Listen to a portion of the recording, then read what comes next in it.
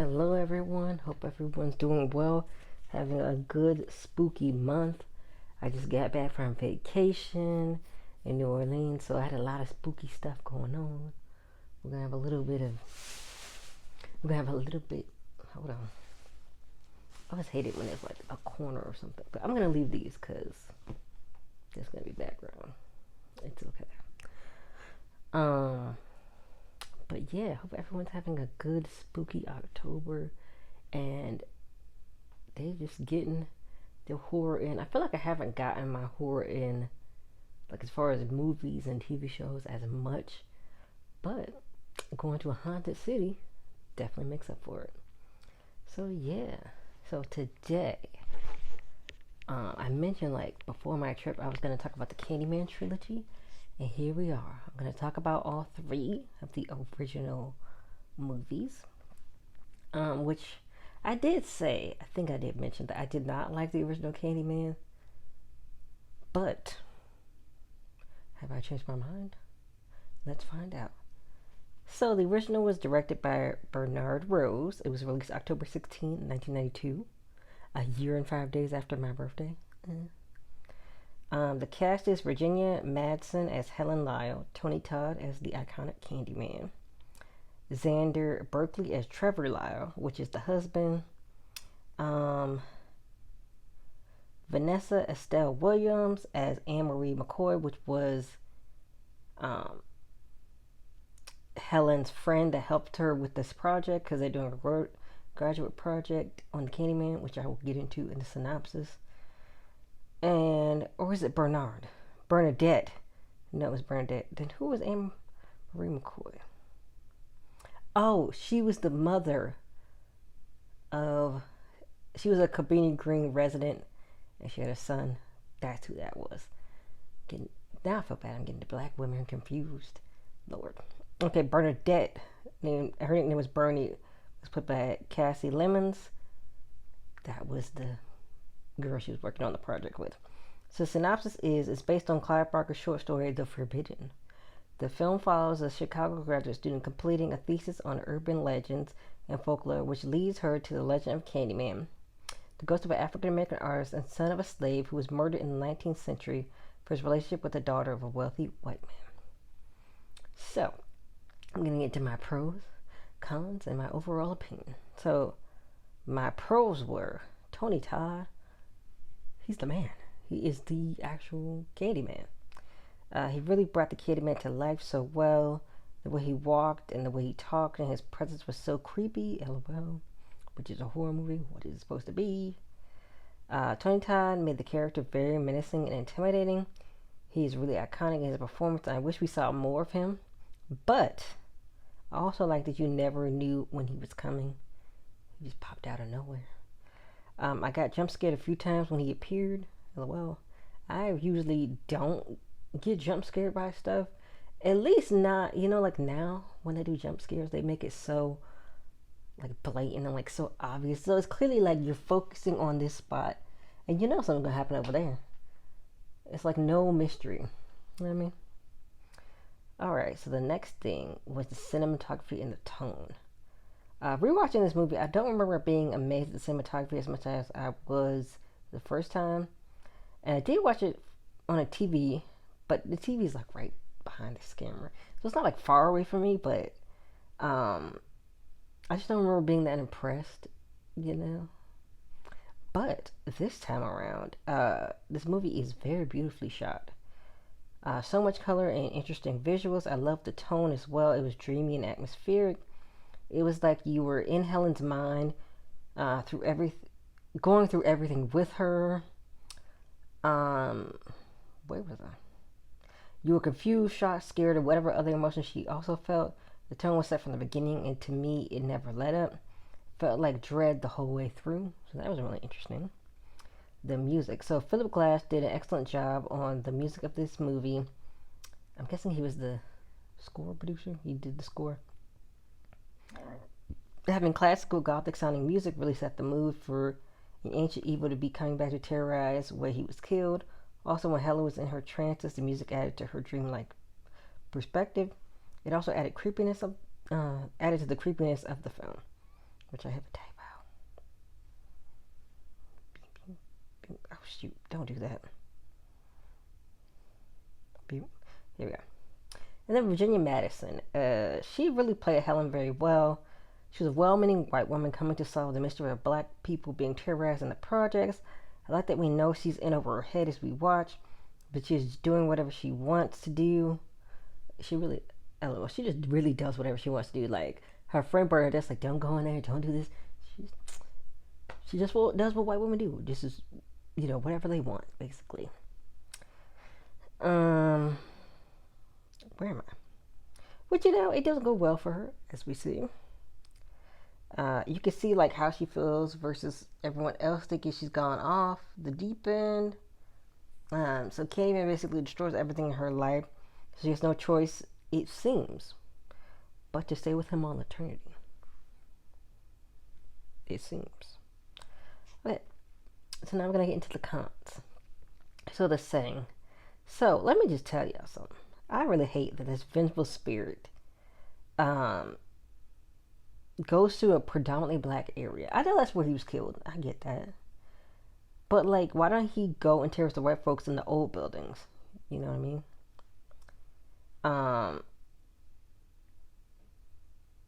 Because, like, yeah, you got killed by the white people. Why are you terrorizing the black people? You know what I'm saying?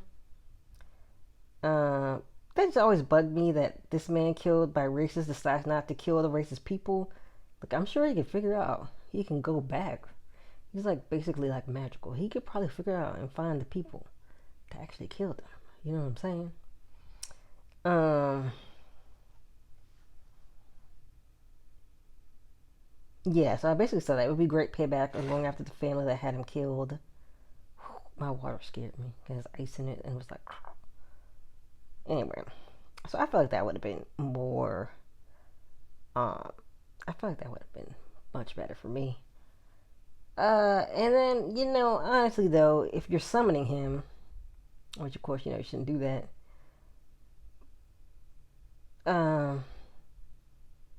No, I say I hate that. Besides summoning him, which of course never do that. But these innocent people getting sliced and diced, living their lives.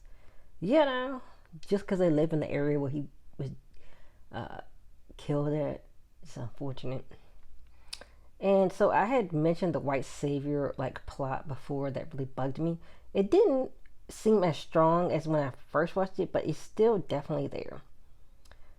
So it's like a white woman intruding on a black space, and I felt like kind of annoyed that nobody else thought. I guess that's what the bonfire was, though. Technically, they were trying to kill Candyman. So I mean, and I mean, she kind of like.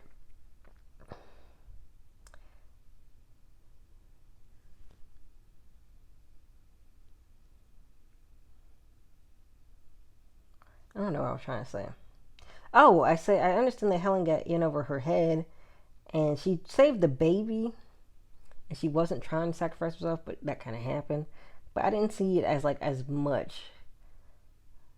I feel like before I felt like kind of like she was trying to like defeat. I mean, she did basically like sacrifice herself and say, I'm not going with you. I'm not gonna let you terrorize these people, basically. But I don't know. But when I first watched it, it seemed like more intense. But yeah, I mean, she saved the baby, so hey. I wish another con is the Candyman's background. I wish besides that professor dude telling the legend that we got like more background on the Candyman.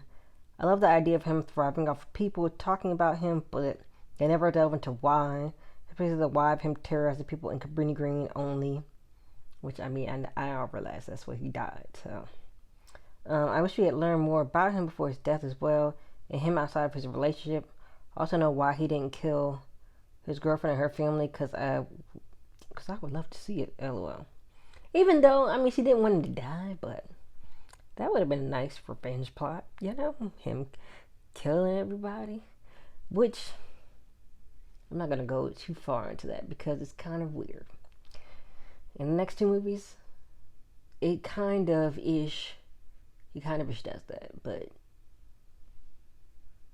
very weird. But anyway, my overall opinion, I actually enjoyed this movie more the second time around. Before, I didn't really get into the tone and cinematography, but now I see them as standouts, as well as the actors' performances. I was actually generally creeped out and uncomfortable at certain parts, which is good for a horror movie. LOL.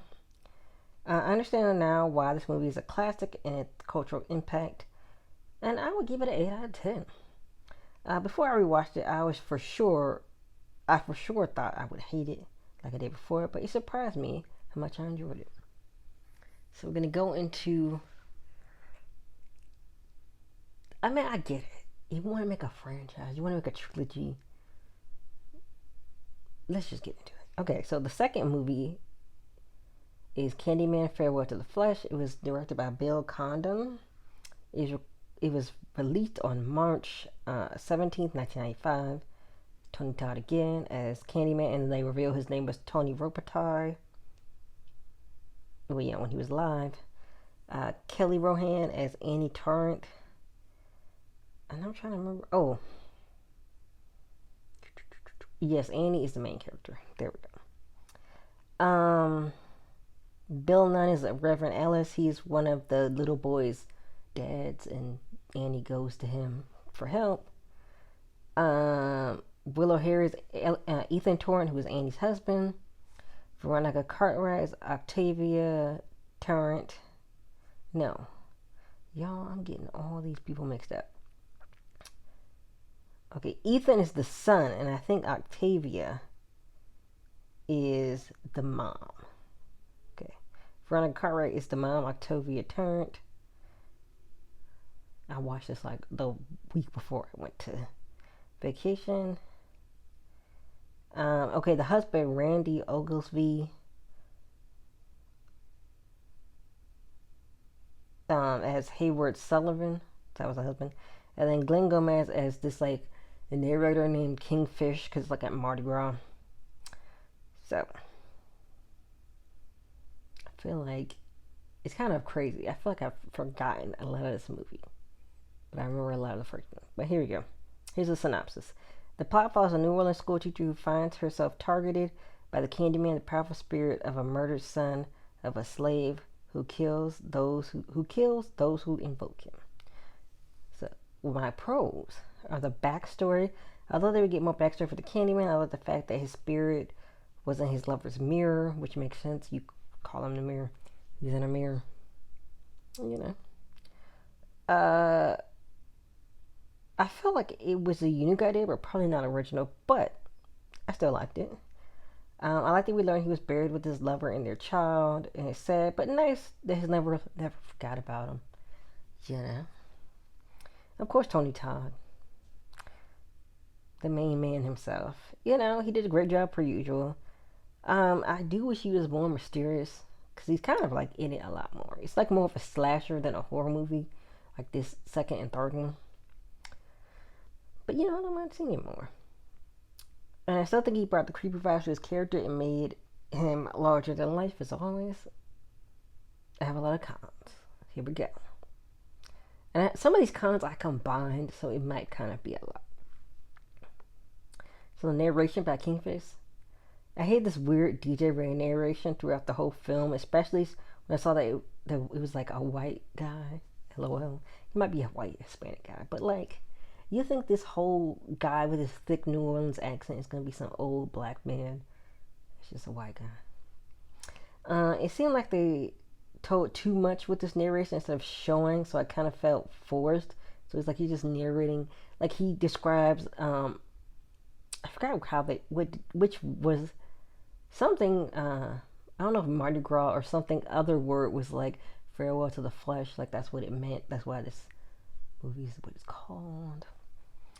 Basically, they were like partying. You know, Mardi Gras is right before Lent, so you let all your sins out so you can go into Lent clean. So basically, that's what Mardi Gras is about. And it was also like having him talk over parts of the movie was like a weird disembodied voice, so that I didn't like that. So these three I'm combining: the plot, the tone, and the time of year. So I don't have a problem with the backstory, except the current plot it seemed like Candyman wanted to make his own great granddaughter his wife. Like, huh? LOL. And I'm just gonna go ahead and say it. That weirdness does not get better in the third movie. It actually gets worse because they find out Annie, her mom, the whole family is descendants of Candyman. I feel like I'm probably gonna go into that.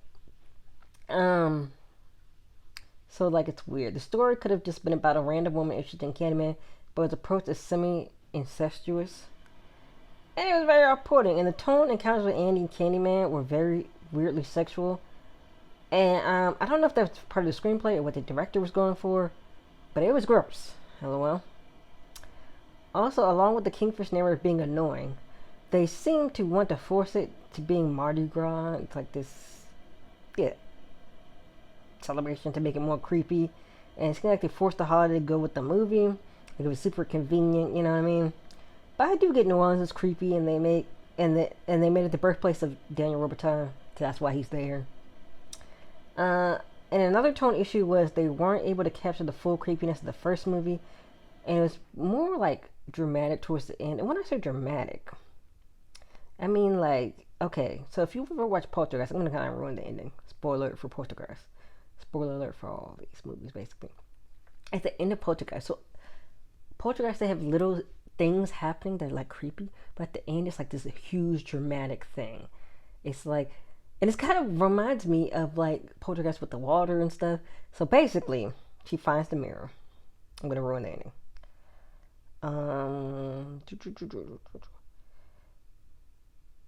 She finds the mirror that he's trapped in, his soul, which they say part of it is trapped. So I don't know how that's gonna kill him. Of course, we know he's not dead because it comes back. That's the one thing about these horror icons. They just come back. They're not really dead. You know what I mean? But yeah, so she smashes the mirror, and the way that he dies is like, it was so weird. So it was like he shattered like a glass, like a mirror, but instead of like, you know how they shatter and they like fall, he like shattered in chunks. Like, I get it. It was 1995. The CGI wasn't going to be the best. But they could have done something better than that, I thought. I would think. And it was more comical instead of like satisfying, you know, because you defeat the evil, but it was kind of funny. And then, of course, the house that he had stayed in, I guess as a slave, just collapsed. Just water going through it, flooded. It was really dramatic. It was so dramatic. And it was like a lot going on. So I did not really like the characters besides Candyman and Matthew. So Matthew was a boy that was obsessed with Candyman. I don't know if he had summoned him or if he just was interested in the legend. They didn't really explain that. So either of these characters were either boring or dumb to me. LOL. Annie is the main character. No pun intended. Was very vanilla. Bother numbers type character. Matthew was very unique, and I wish we knew more about him and why he was interested in Candyman. And everybody was pretty much stereotypical. It seemed like placeholders to be picked off by Candyman. Like the mom's just this rich mom who just doesn't want to deal with Candyman, and the brother is like, he's gone crazy because the dad tried to get rid of the Candyman, and the dad ended up getting killed. So then he goes crazy learning about the Candyman. Just kind of like, I mean, I don't know. I think the brother was interesting, but it was kind of like, you know. Oh, the jump scares and the gore. I hated it.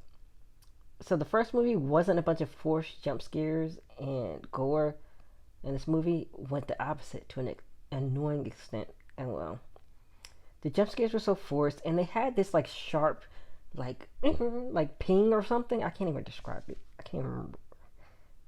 But it was really obnoxious. So every time there was a jump scare, it would just make that loud noise. And I hated it. And it was more startling than scary to me. I hate it when scary movies do that. It's like, if you're going to make a jump scare, just make the jump scare. Why do you need to have a loud noise with it? So then you have to, like, have people be like, why you gotta do all that? So it was a lot for me. And I think that Candyman just killing his family members recklessly was just so strange to me because the movie made it seem like he wanted to be in an eternal relationship with his great granddaughter, which once again, yuck, lol. But now he's just picking them all off. I don't know, y'all. But anyway, here's my overall opinion on the second movie. So it wasn't worst. It wasn't the worst movie I've ever seen. I definitely didn't enjoy it more than the first, though. I will put it in the third one, but I will put it in the one of the worst movies I've seen. I will say that.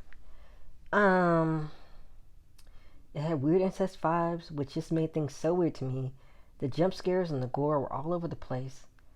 Of course, I always, enjoy 20 Times portrayal of Candyman. I did really enjoy the backstory part of his soul in the mirror.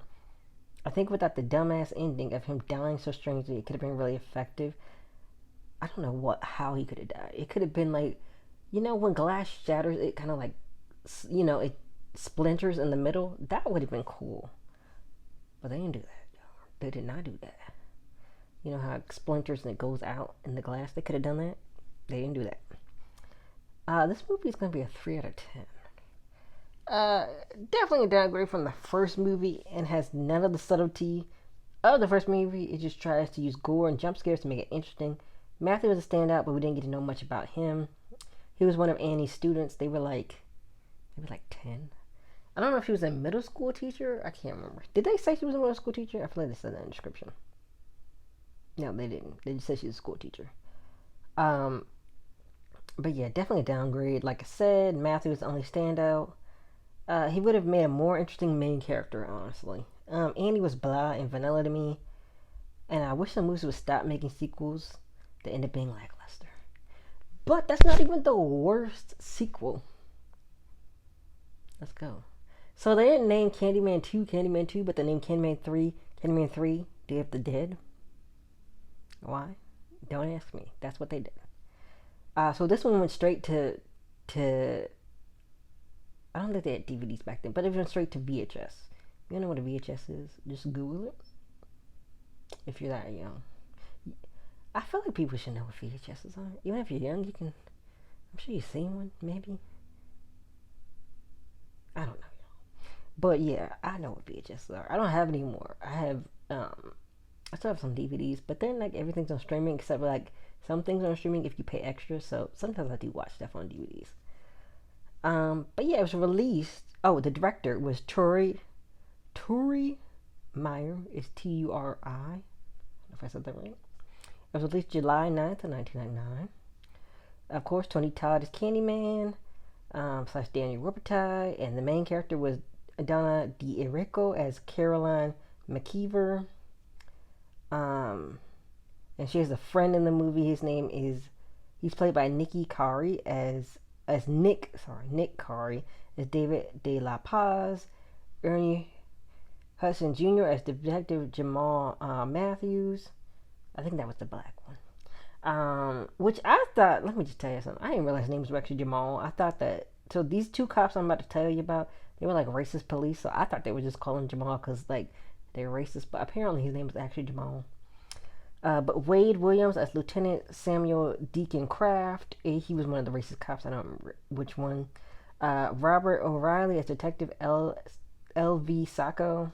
Also a racist police officer. I don't know which one. It was like a tall one and like a short, fat one.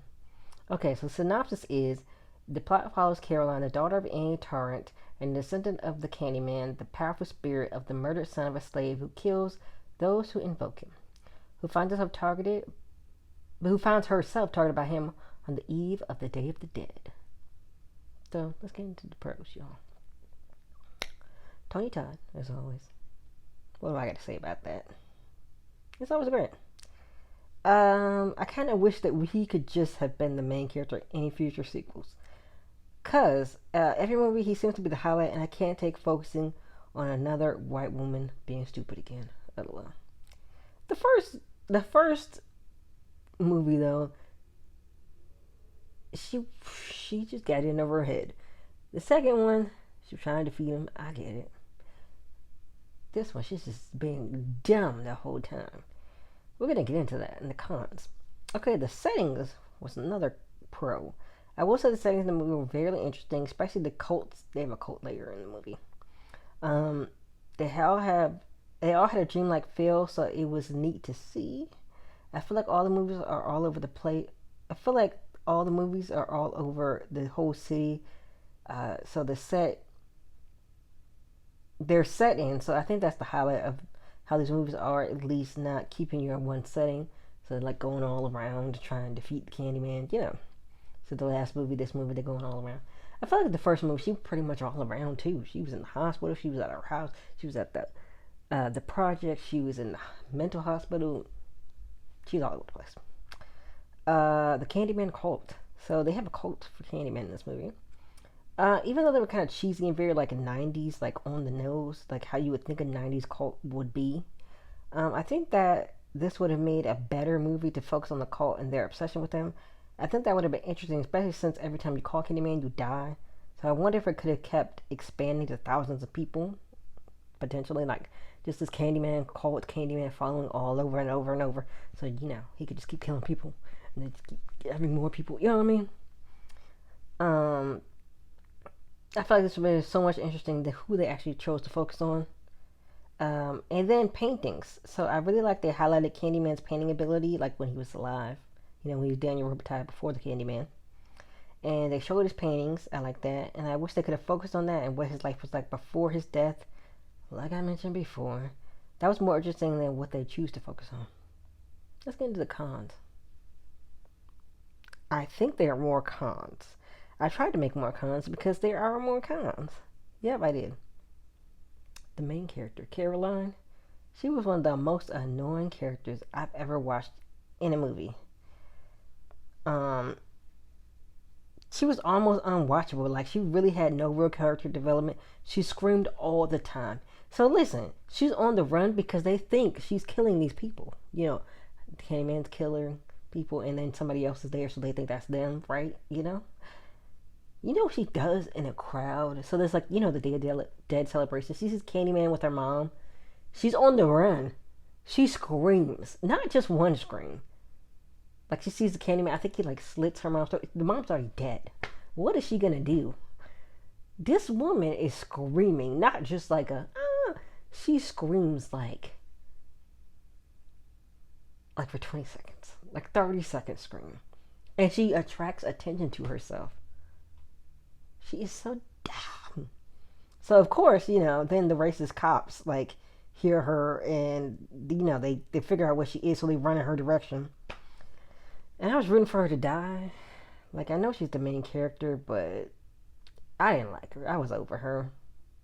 And then another thing, the weird relationship with Candyman and Caroline again. So they have a scene where Caroline is like with her love interest David, and they're making out. And guess who shows up instead? Guess who shows up instead, y'all? Yes, the Candyman, who was her like great grandfather. And then he starts kissing her. What is going on? Why are they doing this? This is so gross. And I get it. I watch adult videos. I know people like that. That's weird to me. But I know. But do you have to put that in the fucking movie? Do you have to do it? You don't have to do it. So yeah, that's they're related. So that's incest. That's weird. So yeah, I got the same vibes from the last movie, except you know they went all the way with him kissing his great granddaughter or great granddaughter, and it was super icky to me, and I was ready to stop at that point, but you know, I had come too far to stop. LOL. I paid the $3.99 to rent the movie. They took my money already. I figured I had to finish. So the racist cops and the sexual harassment and the stereotypes of everyone, especially Hispanic people.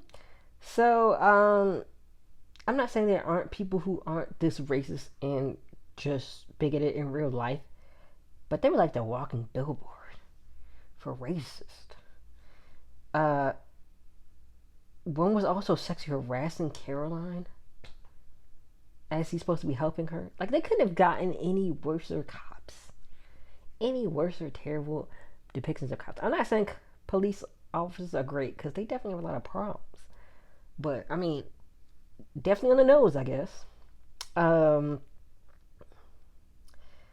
and then everybody was stereotyped, pretty much, especially the Hispanic characters. Like the grandma is a fortune teller. During the Day of the Dead celebrations, you go to a fortune teller to learn about Candyman, and she's Hispanic. And at first, I don't think she speaks English, but then she starts speaking English a little bit. It was very stereotyped. Um, and I get it. The Day of the Dead is a Hispanic holiday, but it seemed like they used it in a cheap way, like not really a. And I guess it's supposed to be a slasher movie. It's not really supposed to be about the holiday, so I get it. Um, so I feel like, of course, the racist cops didn't respect Hispanic people, but also neither did the people who made this movie, the director or the screenwriter. Shaking my head. And then the holiday plotline again. I don't know what's up with the obsession with having these movies based on holidays, but it adds nothing to the story. Like nothing. Um, I think they just love incest and holiday vibes too much. LOL. Uh, I feel like it could have just been better just having three white women's experiences with him, uh, and how they deal with it without having to use the spooky holidays as backdrops. So the story and the plot line, again, the major thing I hated about the story and the plot was like, how did you defeat Candyman with the mirror in the last movie? And you defeat him by destroying his paintings in this movie. LOL. And I guess a horror movie is a trope for villains to never die. But damn, when he was already dead 3 times. This man had died in real life. Then he died in the fire. Then he died in the mirror. And he dies because his paintings are slashed. It was a lot.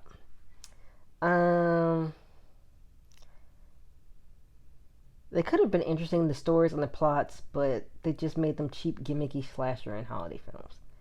And the jump scares again, I'm not going to go too much into it because they do the same thing. They don't do it, I don't think they do it as much, but it's still very annoying. And I also feel like the con for the Candyman cult as well. Even though I like the idea of the cult, they were kind of purposeless to the story and plot, other than they had his paintings. And other than that, they really could have just had the Candyman take his own paintings. He is supernatural. He could probably do that if you wanted to. LOL. If they had based the whole movie around the cult and developed it, that would have been a more interesting story. Especially since every time you call him, oh, I already said you die. Like what did they do in like what they did in Truth or Dare, where like basically they recorded like, oh, everybody's in the dare now, everybody in the world, so then it wouldn't get back to them. They could have done that. They could have been like on the internet talking about Candyman, and now everybody knows about Candyman. So I can see why this movie went straight to DVD. Oh, this is my overall opinion. I can see why this movie went straight to DVD. It definitely wasn't worth seeing it in theaters. LOL. This is the worst movie of the franchise. The main character, and pretty much all characters besides David, he got kidnapped, but he didn't really have much going on. But he was really likable. They were all insufferable and unlikable.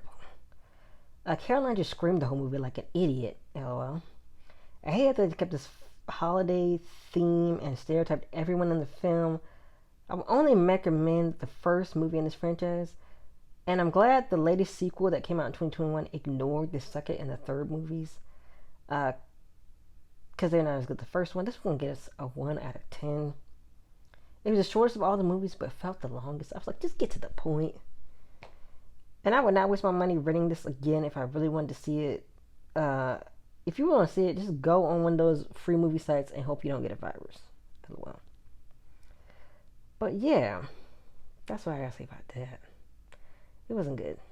But yeah, so y'all, I didn't really do like a full sonnet. That's my opinion. Just watch the first one. Don't watch any other ones.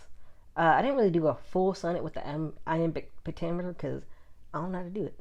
But I did the rhyming rules, so I will leave like how to make the sonnet that I wrote in the description. So I wrote my second sonnet. It was very daunting, but when I got into it, I figured it out. I figured out what the message I wanted to do. I did the rhyme scheme, so I was trying my best, y'all. So here it goes. It's called The Whisper in Your Mirror. So I was inspired by this quote. I am the writing on the wall, the whisper in the classroom. Without these things, I am nothing. So now I must shed innocent blood. Come with me. So Candyman says that in the first movie. I feel like he says that a few times, but he says it the first time in the first movie. So here it goes. Say my name 5 times. Believe in me. Say my name in your nursery rhymes. Believe you will see. Say it with your whole heart. Clean your mirror for me. Make sure you finish what you start. Make sure you finish what you start. Say my name with glee. Keep my legacy alive. Let your fears awaken. Remember the magic number is 5. Never let your fear in me be shaken. Candyman is your greatest fear. Say it in the mirror, and soon I'll appear. So yeah, I thought that'd be cute to be like whisper in the mirror, because he's saying he's a whisper in the classroom, and you use the mirror to call him. So yeah, so basically, the first movie's the best, and I feel like certain concepts of the other 2 movies could have worked, but what they chose to focus on did not work for me anyway. But yeah, if you've seen the trilogy, let me know. Did you like it? Did you hate it? Let me know what you think. This is probably the last movie. The last review from me for October and the last video. Sorry I couldn't do more spooky month videos, but it is what it is. But yeah, so I hope you all enjoy this, and I'll see you next week.